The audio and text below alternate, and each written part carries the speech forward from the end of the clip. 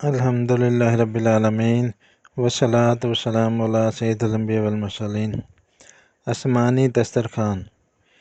حضرت عیسیٰ علیہ السلام کے حواریوں نے یہ عرض کیا کہ اے عیسیٰ بن مریم، کیا آپ کا رب یہ کر سکتا ہے کہ وہ آسمان سے ہمارے پاس ایک دسترخوان اتار دے؟ تو حضرت عیسیٰ علیہ السلام نے فرمایا کہ اس طرح کی نشانیاں طلب کرنے سے اگر تم لوگ مومن ہو تو خدا سے ڈرو۔ یہ سن کر حواریوں نے کہا کہ ہم نشانی طلب کرنے کے لیے یہ سوال نہیں کر رہے ہیں، بلکہ ہمارا مقصد یہ ہے کہ ہم شکم سیر ہو کر خوب کھائیں اور ہم کو اچھی طرح آپ کی صداقت کا علم ہو جائے، تاکہ ہمارے دلوں کو قرار آ جائے اور ہم اس بات کے گواہ بن جائیں، تاکہ بنی اسرائیل کو ہماری شہادت سے یقین اور اطمینان کلی حاصل ہو جائے اور مومنین کا یقین اور بڑھ جائے اور کفار ایمان لائیں۔ حواریوں کی اس درخواست پر حضرت عیسیٰ علیہ السلام نے بارگاہ خداوندی میں اس طرح دعا مانگی۔ ترجمہ کنز ایمان۔ اے رب ہمارے، ہم پر آسمان سے ایک خوان اتار کہ وہ ہمارے لیے عید ہو، ہمارے اگلے اور پچھڑوں کی، اور تیری طرف سے نشانی، اور ہمیں رزق دے، اور تو سب سے بہتر روزی دینے والا ہے۔ حضرت عیسیٰ علیہ السلام کی دعا پر اللہ تعالیٰ نے فرمایا کہ دسترخوان تو میں اتار دوں گا، لیکن اس کے بعد بنی اسرائیل میں سے جو کفر کرے گا میں اس کو ایسا عذاب دوں گا کہ تمام جہان والوں میں سے کسی کو ایسا عذاب نہیں دوں گا۔ چنانچہ اللہ تعالیٰ کے حکم سے چند فرشتے ایک دسترخوان لے کر آسمان سے اترے، جس میں 7 مچھلیاں اور 7 روٹیاں تھیں۔ حضرت ابن عباس رضی اللہ تعالیٰ عنہ سے روایت ہے کہ فرشتے دسترخوان میں روٹی اور گوشت لے کر آسمان سے زمین پر نازل ہوئے، اور بعض روایتوں میں یہ بھی آیا ہے کہ تلی ہوئی ایک بہت بڑی مچھلی تھی جس میں کانٹا نہیں تھا، اور اس میں سے روغن ٹپک رہا تھا، اور اس کے سر کے پاس نمک اور دم کے پاس سرکہ تھا، اور اس کے ارد گرد قسم قسم کی سبزیاں تھیں، اور 5 روٹیاں تھیں، ایک روٹی کے اوپر روغن زیتون، دوسری پر شہد، تیسری پر گھی، چوتھی پر پنیر، 5ویں پر گوشت کی بوٹیاں تھیں۔ دسترخوان کے ان سامانوں کو دیکھ کر حضرت عیسیٰ علیہ السلام کے ایک حواری شمعون نے کہا، جو تمام حواریوں کا سردار تھا، اے روح اللہ، یہ دسترخوان دنیا کے کھانوں میں سے ہے یا آخرت کے؟ تو آپ نے فرمایا کہ یہ نہ تو دنیا کے کھانوں میں سے ہے نہ آخرت کے، بلکہ اللہ تعالیٰ نے اپنی قدرت کاملہ سے تمہارے لیے اس کھانے کو ابھی ابھی ایجاد فرما کر بھیجا ہے۔ پھر حضرت عیسیٰ علیہ السلام نے بنی اسرائیل کو حکم دیا کہ خوب شکم سیر ہور کا کھاؤ، اور خبردار اس میں سے کسی قسم کی خیانت نہ کرنا، اور کل کے لیے ذخیرہ بنا کر نہ رکھنا۔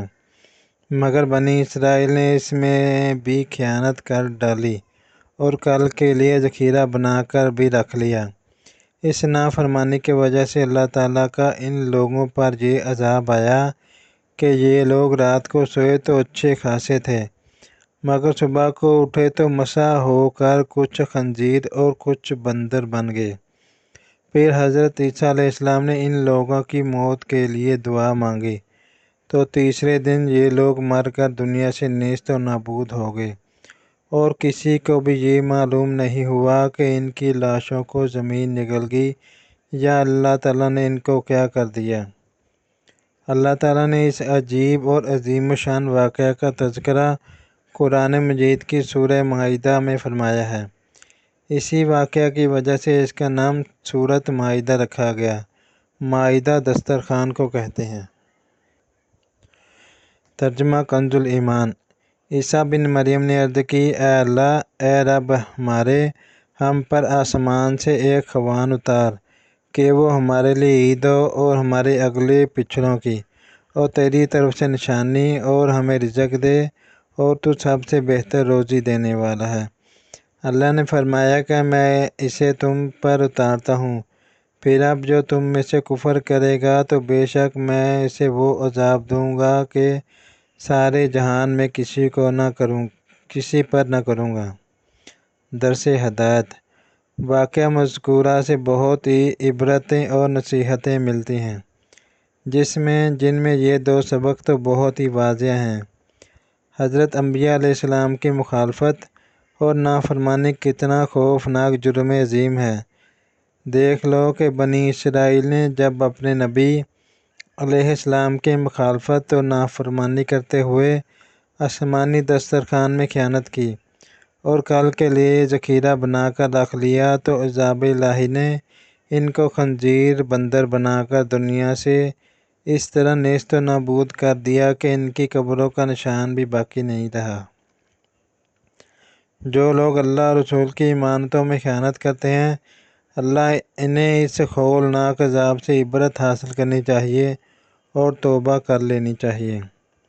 حضرت عیسیٰ علیہ السلام کی دعا میں یہ جملہ کہ جس دن دسترخوان نازل ہوگا وہ دن ہمارے اگلوں اور پچھلوں کے لیے عید کا دن ہوگا۔ اس سے یہ سبق ملتا ہے کہ جس دن قدرت خداوندی کا کوئی خاص نشان ظاہر ہو، اس دن خوشی منانا اور مسرت و شادمانی کا اظہار کر کے عید منانا، یہ حضرت عیسیٰ علیہ السلام کی مقدس سنت ہے۔ حضور انور صلی اللہ علیہ وسلم کی ولادت باسعادت کی رات اور اس کا دن یقیناً خداوند قدوس کے ایک نشان اعظم کے ظہور کی رات اور دن ہے، لہٰذا میلاد النبی صلی اللہ علیہ وسلم کی خوشی منانا اور اس تاریخ کو عید میلاد کہنا یقیناً قرآن مجید کی تعلیم کے عین مطابق ہے۔ خوشی منانا، گھروں اور محفلوں کی آرائش کرنا، اچھے پکوان پکا کر خود بھی کھانا اور دوسروں کو کھلانا، یہی سب عید کی نشانیاں اور عید منانے کے طریقے ہیں، جن پر 12ویں شریف کو اہل سنت و جماعت عمل کر کے عید میلاد کی خوشیاں مناتے ہیں۔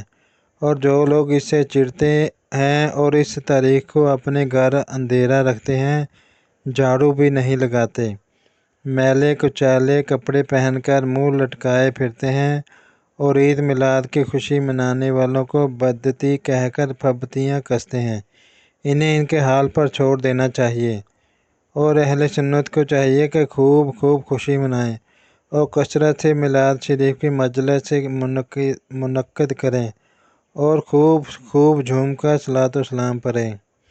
مثل فارس زلزلے ہوں نجد میں ذکر آیت ولادت کیجیے۔